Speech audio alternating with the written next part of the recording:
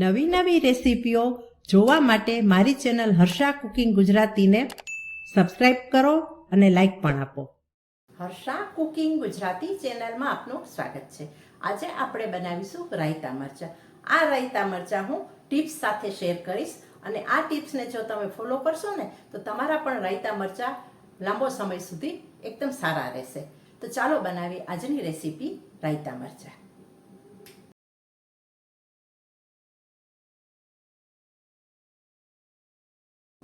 રાયતા મરચાં બનાવવા માટે અહીં મેં લાલ અને લીલા મરચાં લીધા છે. લીલા મરચાં મોડા છે અને લાલ મરચાંમાં થોડી તીખાશ હોય છે, એટલે બંનેનું બેલેન્સ જળવાઈ રહેશે. અને આ મરચાં હંમેશા જો કડક છાલવાળા અને તાજા લેવાના. મરચાંને લીધા પછી સ્વચ્છ પાણીથી ધોઈ લેવાના અને ત્યાર પછી કોટનના કપડાથી એકદમ કોરા કરી લેવાના. મેં મરચાંને ધોઈ લીધા છે અને કોરા કરી લીધા છે. હવે આપણે કટિંગ કરીશું. આ ભાગ આપણે કાઢી નાખીશું, દાંડલીનો ભાગ, ડંઠલનો મરચાંનો.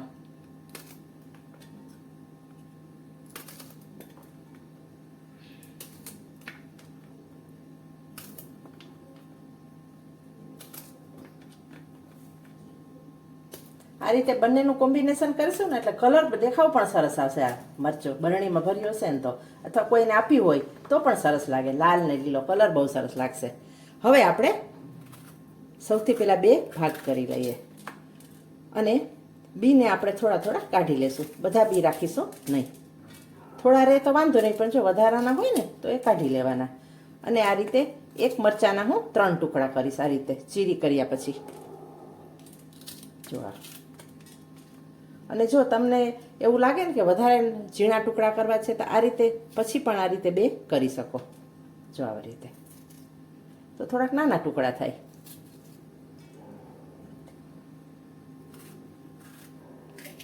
બધા જ મરચાંને આપણે આ રીતે સમારી લઈએ.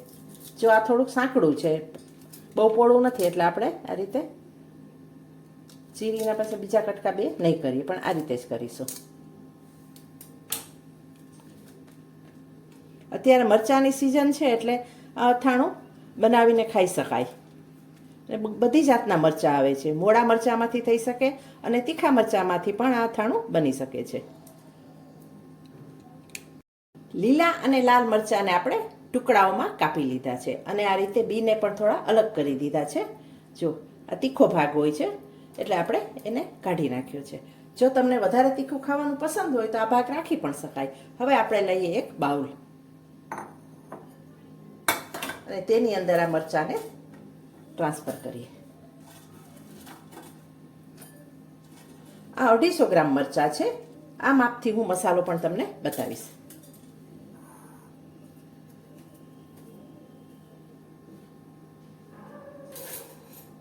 હવે આપણે એડ કરીએ 1 ટીસ્પૂન હળદર,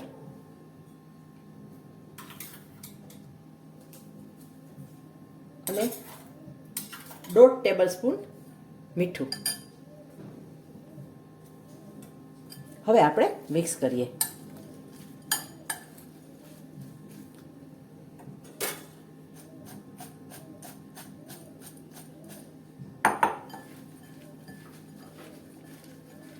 હળદર અને મીઠામાં આપણે 1 કલાક રાખી મૂકવાના છે. એટલે આ મીઠું અને હળદર નાખ્યા પછી જે મરચાંની તીખાશ થોડી ઘણી પણ હોય ને એ નીકળી જાય અને વધારે તીખા ના બને આ અથાણાના મરચાં. નહીં તો ઘણીવાર એવું થાય કે એમને બનાવી લઈએ તો પાણી પણ પડે અને 12 મહિના સુધી કે વધારે સમય સુધી આપણે રાખવું હોય ને અથાણું તો રહી ના શકે. એટલે એમ પાણી પણ નીકળી જાય અને તીખાશ પણ દૂર થઈ જાય. જુઓ, હવે આપણે હળદર મીઠું ભેળવી લીધા પછી ઢાંકી અને 1 થી 1.5 કલાક રાખી મૂકીએ. રાયતા મરચાં બનાવવા માટે આપણે મસાલો તૈયાર કરવાનો છે. અહીં કુરિયા લેવાના છે અને વરિયાળી 1 ટીસ્પૂન વરિયાળી લીધી છે. 3 ટેબલ સ્પૂન રાઈના કુરિયા, 1 ટેબલ સ્પૂન ધાણાના કુરિયા. ધાણાના કુરિયા ના હોય તો તમે 1 ટેબલ સ્પૂન ધાણા પણ લઈ શકો, અને 1 ટેબલ સ્પૂન મેથીના કુરિયા. હવે આ જે મસાલા છે ને ચારે, કુરિયા અને વરિયાળી, તેને આપણે થોડા રોસ્ટ કરી લઈએ, એટલે કે ગરમ કરી લઈએ. ગેસ ઉપર આપણે એક પેન ચડાવેલું છે. વરિયાળી, રાઈના કુરિયા, ધાણાના કુરિયા અને મેથીના કુરિયા તેમાં એડ કરીએ અને હવે તેને આપણે શેકી લઈએ. માત્ર સુગંધ આવે તેટલા જ શેકવાના છે, એટલે જો અંદર થોડો કે ભેજ રહેલો હોય ને તો નીકળી જાય. અથાણામાં ભેજ ન રહેવો જોઈએ, કારણ કે અથાણું આપણે લાંબો સમય રાખવાનું હોય છે, એટલે ભેજ રહે ને તો બગડી જાય.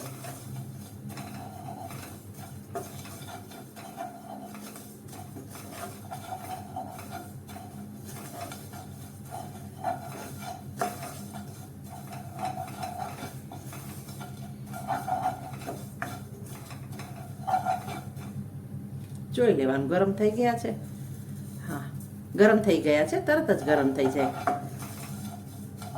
હવે આપણે ગેસને બંધ કરી દઈએ અને આ કુરિયાને અને વરિયાળીને આપણે બીજા વાસણમાં ઠંડા થવા માટે ટ્રાન્સફર કરી લઈએ. હવે લઈશું આપણે 1 ટેબલ સ્પૂન મીઠું. મીઠાને પણ આપણે થોડું શેકી લઈએ.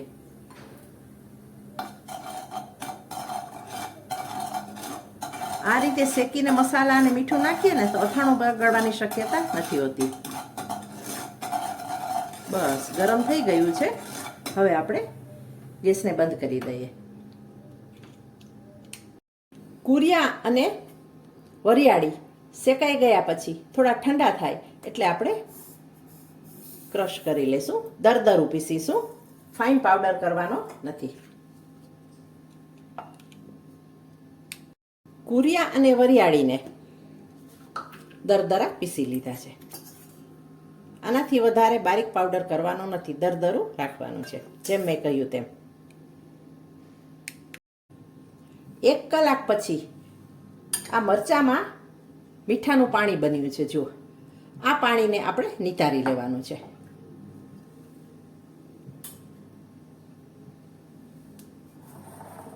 પાણીને નિતારવા માટે આપણે આવો જાળો હોય અથવા ચાળણી હોય કાણાવાળી એ લેવાની છે.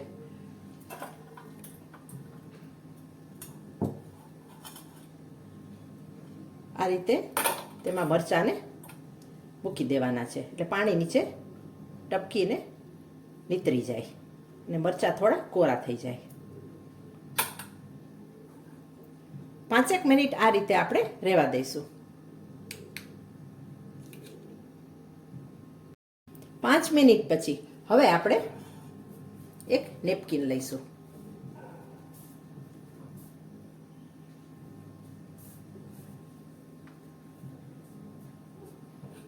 અને આ જે મરચાં છે ને એમાંથી જો આટલું પાણી નીકળ્યું છે. હવે એને આપણે આ રીતે કોરા કરવા માટે ફેલાવી દઈશું.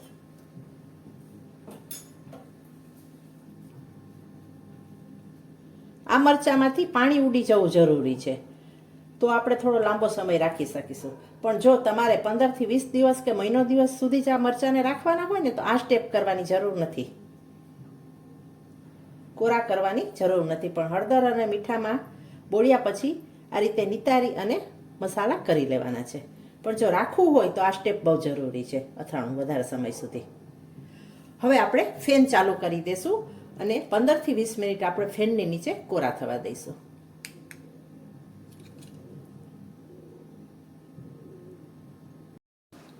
પંદર થી 20 મિનિટમાં મરચાં કોરા થઈ ગયા છે.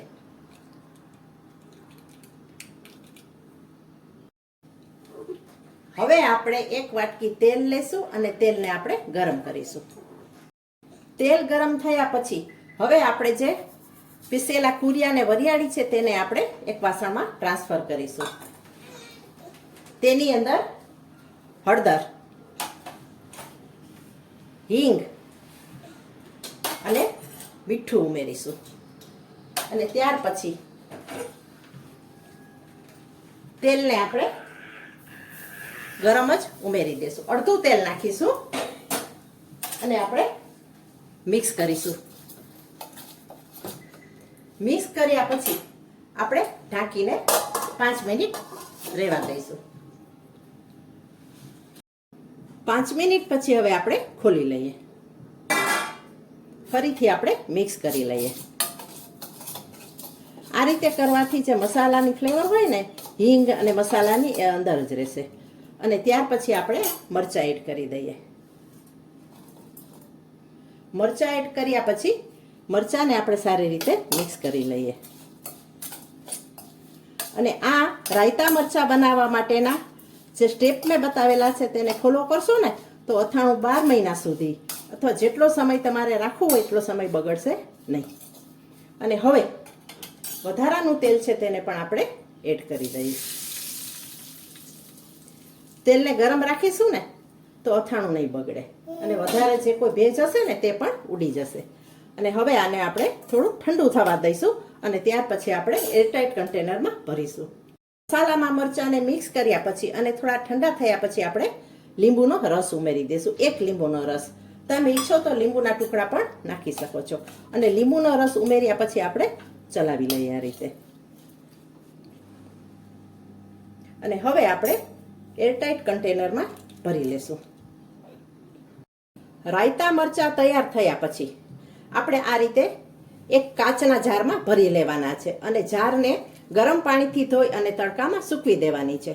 અને આ રાયતા મરચાં માટે 4 ટિપ્સને તમારે ફોલો કરવાની છે. પહેલી, હળદર અને મીઠાના પાણીમાં બોળ્યા પછી તેને આપણે પાણી નિતારી અને કોટનના કપડામાં સૂકવવાનું છે. બીજી ટિપ્સ, મસાલાને ડ્રાય રોસ્ટ કરવાના છે અને ત્યાર પછી દરદરા પીસવાના છે. ત્રીજી ટીપ, મીઠું હંમેશા રોસ્ટ કરીને જ નાખવાનું. અને ચોથી ટિપ્સ, બરણીને હંમેશા ક્લીન કરીને અથાણું ભરવાનું. રાયતા મરચાં બનીને તૈયાર થઈ ગયા છે. રાયતા મરચાંનો આ વિડીયો તમને કેવો લાગ્યો? જો વિડીયો સારો લાગ્યો હોય તો વિડીયોને વધુને વધુ લાઈક કરજો, શેર કરજો, કોમેન્ટ કરજો. અને જો તમે ચેનલ પર નવા હો તો ચેનલને સબસ્ક્રાઈબ પણ કરજો. હવે મળીશું આવી જ એક અવનવી રેસીપી સાથે. Thanks for watching.